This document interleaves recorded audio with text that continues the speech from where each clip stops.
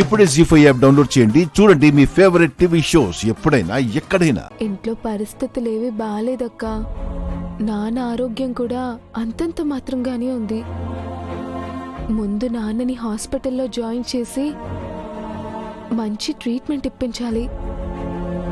ఆయన ఆరోగ్యం కుదురుకున్నాక ఇంట్లో పరిస్థితులు మార్చి అప్పుడు పెళ్లి గురించి ఆలోచిస్తాను. ఇంత చిన్న వయసులో ఇన్ని బాధ్యతలు ఎలా మోస్తున్నావు మిస్సమ్మా? ఈ బాధ్యతల నుంచి ఎప్పుడూ పారిపోవాలనిపించలేదా? నిజం చెప్పనా అక్క? చెప్పు. ఎప్పుడూ అనిపించలేదక్కా. నాన్న కోసం ఎంత చేసినా చాలా తక్కువగా అనిపిస్తుంది. ఇంకా చేయాలనిపిస్తుంది.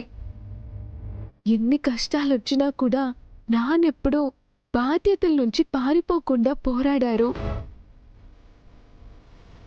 ఇప్పుడు నా వంతు. ఆయన కూతురిని కదా, అందుకేనేమో ఈ మొండితనం బాగా అలవాటైంది.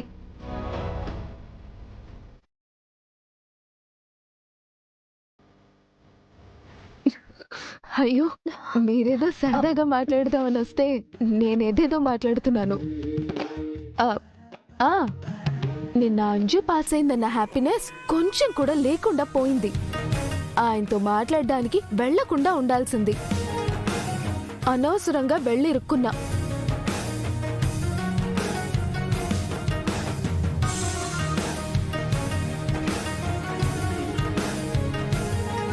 నువ్వేమో కానీ నేనైతే చాలా టెన్షన్ పడ్డా. అక్కని ఎప్పుడు ఇంట్లో వాళ్ళకి కల్పిద్దాం అనుకున్నా కుదరడం లేదు. సమయానికి నీలా వచ్చింది. నీలాకి పరిచయం చేద్దాం. అప్పుడు అక్క ఒక్క నిమిషం. నీలా ఇలారా. మిస్సమ్మేంటి అక్కడ ఒక్కతే కూర్చొని నన్ను రమ్మని పిలుస్తుంది? రా. వస్తున్నానమ్మా. రా తినే. చెప్పండమ్మా.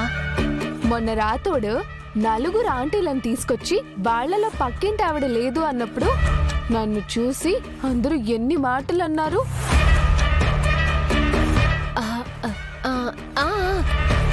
అసలు పక్కింటి ఆవిడ ఎవరు అని అడిగారు కూడా. అవునమ్మా. ఇదిగో పక్కింటి ఆవిడ.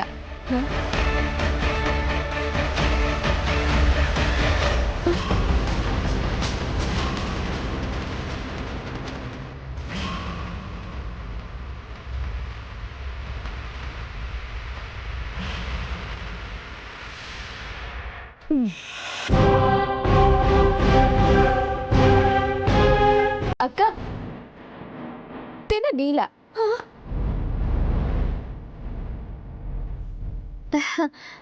హలో. జీ5 యాప్ డౌన్లోడ్ చేసి అన్ని ఎపిసోడ్స్ పూర్తి ఉచితంగా చూడండి.